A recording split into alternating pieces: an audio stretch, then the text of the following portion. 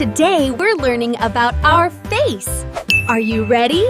Let's go! This is our face.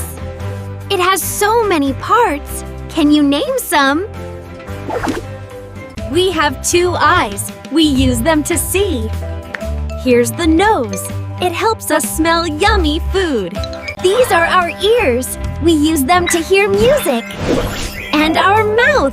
We use it to talk and eat. Let's say it together.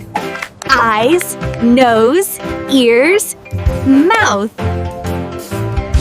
Great job, friends! You learned all the parts of the face.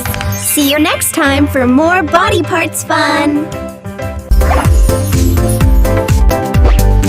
Great job learning with GrowSmart.123. Don't forget to like, subscribe, and keep growing smart.